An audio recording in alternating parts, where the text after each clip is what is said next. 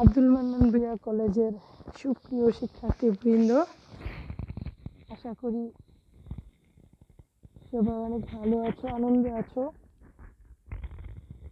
করোনার এই ছুটিগুলো পড়াশোনা করে কাজে লাগাও, এই আশীর্বাদ জানিয়ে তোমাদের আজকে ক্লাস শুরু করেছি।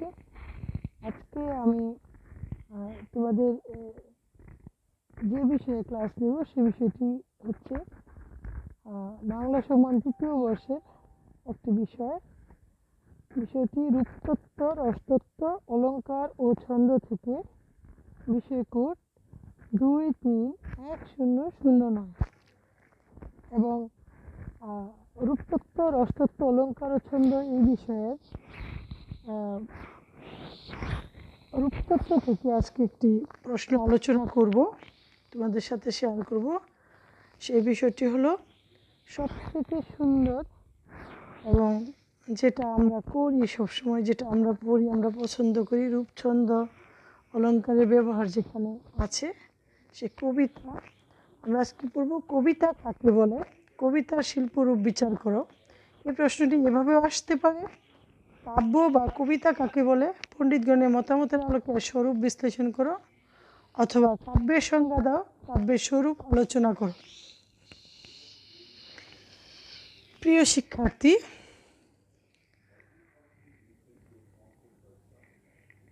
আমরা দেখব মানিষাদ প্রতিষ্ঠান তমগম শাশ্বতী সমা যৎ কঞ্চ মিথুনা দেখ মধবি কাম মহ মহিতম। সংস্কৃত একটি শ্লোক প্রচলিত আছে যে আদিকবি বাল্মীকির বেদনাবিদ্ধ হৃদয়ের আরতি থেকে ক্রঞ্চ মিথুন বিয়োগজনিত সুখী প্রথম শ্লোক রূপে উচ্চারিত হয়েছিল। সহচরী বিয়োগ কাতর ক্রঞ্চের বেদনায় কবিচিত্তের বেদনার সঞ্চার হয় এবং এই বেদনাবোধ থেকেই পরিপূর্ণ বাণীর সাহায্যে প্রথম কবিতার জন্ম হয়। অর্থাৎ ক্রঞ্চি, বক এবং বকি, তারা দুইজন সুখে শান্তিতে যখন তাদের মিলনের একটি ব্যাপার চলছিল, তখন একজন বেদ এসে ক্রঞ্চ অর্থাৎ বককে শিকার করে মেরে ফেলে এবং আমাদের আদিকবি বাল্মীকি, রামায়ণের রচয়িতা বাল্মীকি, তিনি এই বিষয়টি দেখে এবং দেখার পরে তার মনে, তার চিত্তে যে বেদনার উদ্রেক হয়, এই বেদনা থেকেই মনে করা হয় যে পরিপূর্ণ বাণীর সাহায্যে প্রথম কবিতার জন্ম হয়। তো কবিতা এক বিশেষ ধরনের সাহিত্য শিল্প। এই শিল্পের উৎসভূমি ভাবলোকের বেদনাবিদ্ধ কবি হৃদয়। এই হৃদয় যখন বাইরের জগতের রূপ, রস, গন্ধ, স্পর্শ, শব্দে সুষমামণ্ডিত হয়েও এক অপরূপ মাধুর্যপূর্ণ ভাবানুভূতির ব্যঞ্জনার সৃষ্টি করে, সে অভিষিক্ত বা রূপায়িত হয়, তখনই তা হয়ে ওঠে কাব্য বা কবিতা। অর্থাৎ সময় বিশেষে কোনো একটি সূত্রকে অবলম্বন করি কবির আনন্দ বেদনা যখন প্রকাশের পথ পায়, তখনই কবিতার জন্ম হয়। সৃষ্টির প্রথম থেকেই আবেগতাড়িত হয়ে মানুষ তার ভাবকে প্রকাশ করার জন্যে ভিন্ন ভিন্ন ভঙ্গির সহায়তা নেয়। কবিতা হলো তার মধ্যে অন্যতম একটি মাধ্যম। মানুষ তার ভাবকে প্রকাশের শ্রেষ্ঠ পথ হিসেবেই কবিতাকে গ্রহণ করেছে। সুখ দুঃখের পরিণতি, ভাবাবেগের উত্থান পতন, কবির বেদনাবিদ্ধ হৃদয়ই কবিতার জন্মভূমি। রবীন্দ্রনাথ ঠাকুর বলেন, অন্তর হতে আহরি বচন, আনন্দলোক করি বিরোচন, গীতধারা করি সিঞ্চন, সংসার ধুলি জানে। এখানে রবীন্দ্রনাথ ঠাকুর কবিতার জন্মকথা উদ্দেশ্য নির্দেশ করেছেন। এ থেকে উপলব্ধি করা যায় যে কবি নিজের অন্তর হতে বচন, কথা বা শব্দসম্ভার সংগ্রহ করে আনন্দলোক সৃষ্টি করেন। ব্যক্তিগত বেদনার বিষ পুষ্প কবি যখন কল্পনার সাহায্যে আনন্দমধু আস্বাদন করতে পারেন, তখন বেদনা পর্যন্ত রূপান্তরিত ও সুন্দর হয়ে ওঠে। কবিতার সংজ্ঞা। সাহিত্য দর্পণ গ্রন্থের প্রণেতা বিশ্বনাথ কবিরাজ বলেন, রসাত্মক বাক্যই কাব্য। এস.টি. কোলরিজের মতে poetry is the best words in the best order. ওয়ার্ডসওয়ার্থের ভাষায় poetry is the spontaneous overflow of powerful feeling. Matthew আর্নল্ডের মতে poetry is at bottom a criticism of life under the conditions fixed for such a criticism by laws of poetic beauty. কাব্যের বিষয় বা সামগ্রী সম্পর্কে বঙ্কিমচন্দ্র চট্টোপাধ্যায় বলেন, কাব্যরসের সামগ্রী মনুষ্য হৃদয়, যাহা মনুষ্য হৃদয়ের অংশ অথবা যাহা তাহার সঞ্চালক, তদ্ব্যতীত আর কিছুই কাব্য উপযোগী নহে। মহিতুলাল মজুমদারের মতে কাব্যলক্ষ্মীর সঙ্গে আত্মার রতিসুখ সম্মুখকালে রস মূর্ছিত মানবের দিব্য ভাব বিধুর গদগদ ভাব। জীবনানন্দ দাশের মতে হৃদয়ে কল্পনার এবং কল্পনার ভিতরে চিন্তা ও অভিজ্ঞতার স্বতন্ত্র সারবত্য একজনকে কবি করে তুলতে পারে। তিনি আরও বলেন, সকলেই কবি নয়, কেউ কেউ কবি। জনৈক সমালোচকের মতে যাপিত জীবন সংক্রান্ত উপলব্ধিজাত অভিজ্ঞতালব্ধ অনুভূতি কবিতার জন্মভূমি। উপযুক্ত আলোচনা থেকে বলা যায়, মানব মনের ভাবনা কল্পনা যখন অনুভূতির ব্যঞ্জনারসে রঞ্জিত হয়ে যথাবিহিত শব্দ সম্ভারে বাস্তব সুষমামণ্ডিত হয়ে চিত্ররূপময় গীতধর্মী এবং ছন্দময় রূপ লাভ করে, তখনই তাকে কবিতা বলা হয়। কবিতার উদ্দেশ্য ও কবিকল্পনা। কবিতার প্রাথমিক লক্ষ্য সৌন্দর্য সৃষ্টি এবং আনন্দদান। জগৎ ও জীবনের রহস্যই কবির কাছে সত্য, যাকে সুন্দর ও রসাস্নিগ্ধভাবে উপস্থাপিত করাই কবির কর্তব্য। বাস্তব জগৎ ও জীবনের ছোটোখাটো ঘটনা বা বস্তুকে মানবরসে রসায়িত সঞ্জীবিত করে তাকে চিত্রাত্মক সুরম্য রূপ দান করে কবির কল্পনা। বৈজ্ঞানিক যেভাবে পর্যবেক্ষণ, পরীক্ষা নিরীক্ষা বিশ্লেষণের মাধ্যমে এক সাধারণ প্রায়োগিক বস্তুগত সত্য প্রতিষ্ঠা করে থাকেন, তেমনটা একজন কবির অভিপ্রায় নয়। বৈজ্ঞানিক সত্য বিশ্লেষণাত্মক বুদ্ধি ও অমূর্ত।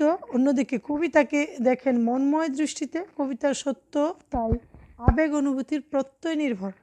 বাহ্যিক এবং মনের ভাববস্তুকে রূপময় করে তোলাই কবি কল্পনা। ধ্বনি ব্যঞ্জনায় ও ছন্দের দোলায় নিজেকে পাঠককে বিমোহিত করা কবিতার কল্পনা। কবিতার উপাদান। প্রিয় শিক্ষার্থী, একটি সার্থক কবিতা সৃষ্টির জন্য বেশ কিছু উপকরণ বা উপাদানের প্রয়োজন পড়ে। শব্দ নির্বাচন, নির্বাচিত শব্দাবলীর অবশ্যম্ভাবী বাণীবিন্যাস, বাক্য গঠন, ছন্দ, চিত্রকল্প, প্রতীক, অলঙ্কার প্রভৃতির প্রাকরণিক চমৎকারিত্বে কবিতার রূপকলা গড়ে ওঠে। এই উপকরণগুলো কবিতা সৃষ্টিতে গুরুত্ব বহন করে। এই উপাদানগুলো নিম্নরূপ: শব্দ কবিতার অপরিহার্য উপাদান এবং ভাবকল্পনা ও অর্থব্যঞ্জনার বাহন। বিচিত্র এবং বহুবিধ শব্দ সম্ভার থেকে একটি অনিবার্য শব্দকে গেঁথে দেওয়া হয় কবিতার শরীরের সাথে। ছন্দ কবিতার বহিরঙ্গ বস্তু নয়, অন্তরঙ্গ প্রাণ। ছন্দ কবিতাকে তরঙ্গায়িত করে। কবিতা যথাযথ সুষমামণ্ডিত ও চিত্তাকর্ষক হয়ে ওঠে ছন্দের যথাযথ ব্যবহারের উপর, আবার ছন্দের অভাবে তা রসহীন হয়ে পড়ে। সুতরাং ছন্দ কবিতার অপরিহার্য অঙ্গ হিসেবে বিবেচিত। অলঙ্কার একই সাথে কবিতার বহিরঙ্গে ও অন্তরঙ্গে প্রাণ সঞ্চার করে। কবি সাহিত্যিকগণ যখন কবিতার বিষয়বস্তু বা ভাবকে কবিতায় প্রকাশ করেন, তখন তাকে উপমা, রূপক, অনুপ্রাস প্রভৃতি অলঙ্কারের যথোপযুক্ত ব্যবহারের কবিতা হয়ে ওঠে হৃদয়গ্রাহী। রসের গুণে কাব্য পাঠকের সুখপাঠ্য হয়ে ওঠে। কবিতা পাঠে পাঠকের মনে যদি বিচিত্র স্থায়ী রসের সমাগম ঘটে, তবে তাকে সার্থক কবিতা হিসেবে বিবেচনা করা হয়। চিত্রকল্পের গুণে সাধারণ কবিতা অসাধারণ হয়ে ওঠে। যে জগৎকে কল্পনা করা যায় না, কিন্তু কবি কল্পনায় প্রকৃতি গ্রাহ্য হয়ে ওঠে, তাকেই চিত্রকল্প বলে। কবিতার শ্রেণীকরণ। ভাব, বিষয় বা পরিণতির দিক থেকে কবিতাকে দুইটি শ্রেণীতে বিভক্ত করা যায়, যথা: 1. মনময় কবিতা। কবি যখন নিজের অনুভূতি, ব্যক্তিগত অভিজ্ঞতা, চিন্তা তার কাব্যে সামগ্রিক রূপে গ্রহণ করে আত্মপ্রকাশ করেন, তখন আমরা তার সৃষ্টিকে মনময় বা সাবজেক্টিভ কবিতা হিসেবে চিহ্নিত করি। এ জাতীয় কবিতা এক হিসেবে কবির আত্মচরিত বা আত্মবাণী। মন্ময় কবিতা আবার বিভিন্ন শ্রেণীতে বিভক্ত, যেমন ক ভক্তিমূলক, খ স্বদেশপ্রীতিমূলক, গ প্রেমমূলক, ঘ চিন্তামূলক, উ শোকগীতি, চ প্রকৃতি বিষয়ক, ছ ছনেট,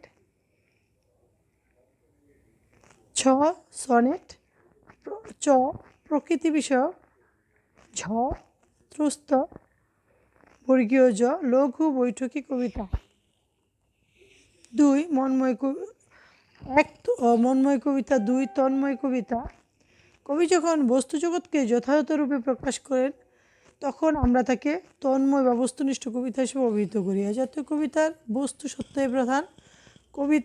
তন্ময় কবিতাকেও আবার কয়েকটি শ্রেণীতে বিভক্ত করা যায়, যথা ক গাথা, মহাকাব্য, খ গ নীতিকাব্য, ঘ রূপক, উ ব্যঙ্গ কবিতা, চ লিপি কবিতা। কবিতার বৈশিষ্ট্যসমূহ: 1 কবিতায় আমরা সাধারণত বাহ্য জগৎ ও মানব জীবনের কাহিনী এবং ভাবকল্পনার সুন্দরতম প্রকাশ দেখতে পাই। 2 কবিতা ভাবরূপে পরিবর্তন করে আবার হতে রূপে অবিরাম যাওয়া আসার তত্ত্বই কবিতায় প্রকাশিত। 3 যা অদেহী, অরূপ, সূক্ষ্ম বা ইন্দ্রিয়াতীত কবিতাকে দেহরূপ ও ইন্দ্রিয় কার্য করে মুক্তিদান করে। 4 কবিতার চিরন্তন আবেদন আমাদের অন্তর্নিহিত সৌন্দর্য বোধের নিকট। 5 কবিতা ভাবসঞ্চারী বলে আমাদের মনে বিচিত্র রস উদ্দীপন করে। 6 কবিতার বিশেষত্ব রূপ, রস, ছন্দ, অলঙ্কারের সাহায্যে সার্থক প্রকাশ। 7 আবশ্যকীয় শব্দে অবশ্যম্ভাবী প্রকাশ ঘটে কবিতাতে। 8 কবিতা বৈজ্ঞানিক ও দার্শনিক বিচার বিশ্লেষণের সত্যকে আরও সুন্দর করে প্রতিষ্ঠিত করে। প্রিয় শিক্ষার্থী, উপযুক্ত আলোচনা থেকে আমরা এটা বলতে পারি যে কাব্য বা কবিতা মানুষের ভাবানুভূতির উজ্জ্বলতম প্রকাশের মধ্য দিয়ে কবি বা সাহিত্যিকগণ চলমান জীবনের আনন্দ, বেদনা প্রবৃত্তিকে উপকরণ করে রূপ, রস, ছন্দ, অলঙ্কারের সহযোগে কাব্য বা কবিতার শরীর নির্মাণ করেন এবং এভাবেই কবিতা হয়ে ওঠে হৃদয়গ্রাহী ও সুখপাঠ্য। সুতরাং কবিতা শুধু আবেগের বিষয়ই নয়, এর সাথে দায়িত্ববোধের বিষয়টিও যুক্ত। তাই কবিকে আবেগের অন্তহীন স্রোতে গা ভাসিয়ে দিলে চলবে না, তার কবিতায় সামাজিক নানা অসঙ্গতির বিষয়টি উঠে আসতে হবে অনিবার্য প্রাসঙ্গিকতা।